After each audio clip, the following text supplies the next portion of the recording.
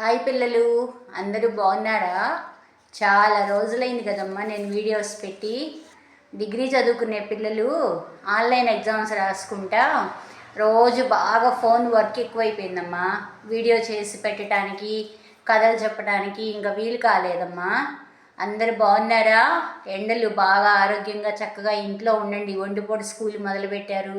10వ తరగతి పిల్లలకి వాళ్ళ నుంచి పరీక్షలు మొదలైనవి.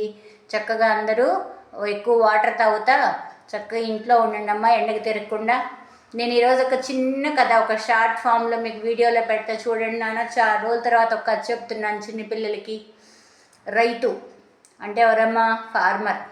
నక్క, ఫాక్స్. రైతు, నక్క. ఒక చిన్న కథ చెప్తాను వినండి. అనగనగా ఒక రైతు, ఆయన దగ్గర చాలా కోళ్ళు ఉంటాయి అన్నమాట. ఒక పల్లెటూరులో ఉంటాడు ఆయన. ఆయన దగ్గర చాలా కోళ్ళు ఉంటాయి. అతనికి ఇంటి దగ్గరలోనే ఒక అడవి కూడా ఉంది. ఆ అడవిలో ఒక నక్క ఉంటుంది అన్నమాట. దాన్ని ఈయన ఏం చేస్తాడంటే, రైతు దొంగ దొంగ అని పిలుస్తాడు. నక్క అని పిలవడు అనమాట, దొంగ దొంగ అని పిలుస్తాడు.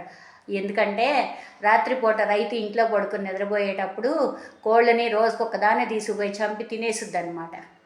ఒకరోజు అనుకుంటాడు, దీన్ని ఎట్టాగొట్టా ఈ పని చేయకుండా, నా కోళ్ళని తినకుండా దీనికి ఒక ప్లాన్ చేయాలని ఒక వల తీసుకొచ్చి ఆ కోళ్ళ దగ్గరికి వెళ్ళేటప్పుడు ఆ వలలో ఇరుక్కుపోయేటట్టు నక్క వలను తీసుకొచ్చి కోళ్ళను పడుకోబెట్టినటువంటి ఆ గూడు చుట్టూతా వలగడతాడు. అదేమో చూసుకోకుండా రోజు వచ్చినట్టే లోపలికి వచ్చేసి రాత్రిపూట కోడిని తీసుకెళ్ళడానికి వస్తే దానిలో ఇరుక్కుపోద్ది అనమాట. ఇరుక్కుని అరుస్తూ ఉంటుంది. అరుస్తుంటే అప్పుడు రైతులు వేసి వచ్చి, నీకు బాగా తిక్క కుదిరిందా, రోజుకు ఒక కోడిని తింటున్నావు కదా, ఇప్పుడు నీ పని చెప్తా ఉండు అని చెప్పేసి వలలో నుంచి నక్కను బయటికి తీసేటప్పుడు ఒక తాడు తీసుకొని ఆ తాడు నక్క తోకకి కట్టాడు.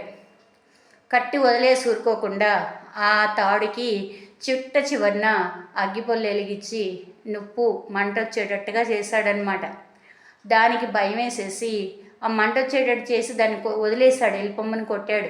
అది వెళ్ళిపోతా పాపం పరిగెత్తుకుండా అటు తిరిగి భయం పుట్టి చివరికి మళ్ళీ ఎక్కడికి చేరిందంటే, రైతుకి పొలం బాగా పంట పండి చేతికి కొయ్యటానికి వచ్చినటువంటి రైతు పొలంలోకే వెళ్ళింది. మళ్ళా వెళ్ళేటప్పటికి తన తోకకున్నటువంటి ఆ నిప్పు అంటే ఆ మంట ఆ పంటకు అంటుకొని మొత్తం కూడాను అంతా పంట పొలం మొత్తం కూడా కొయ్యటానికి సిద్ధంగా ఉన్నటువంటిది పంట మొత్తం కూడా అంటుకొని మొత్తం తగలబడిపోయిందనమాట. మీరందరూ ఏం తెలుసుకోవాలమ్మా ఈ చిన్న కథలో? నేను అందరికీ చెప్తున్నాను, నా చిన్న పిల్లలు కాదు, పెద్దవాళ్ళు కాదు, మధ్య వయసు పిల్లలు కాదు, ఒకళ్ళ మీద ఒకళ్ళని ప్రతీకారం తీర్చుకోవాలి అనేటువంటిది తప్పమ్మా. ఎప్పుడూ అనుకోకూడదు. మంచి మాటలు చెప్పి మనిషిని మార్చాలి. మరి అది మనిషి కాదు కదా, జంతువు కదా అనుకోవచ్చు. ఇలాంటి మనుషులు ఉంటారమ్మా. అంటే ఒకళ్ళకి హాని చేస్తే మనం కూడా చెయ్యాలి అనేటువంటి కోరిక మంచిది కాదు. ప్రతీకారం తీర్చుకోవాలనుకున్నటువంటి ఆ రైతుకి మళ్ళీ ఒక్క కోడితో పోయేది, పంట మొత్తం పాడైపోయింది కదమ్మా. మరి మీరు కూడా గ్రహించుకొని చక్కగా మంచి బుద్ధులు నేర్చుకొని మంచి పద్ధతులతో మెలుగుతారని ఆశిస్తూ మీ మాధవి.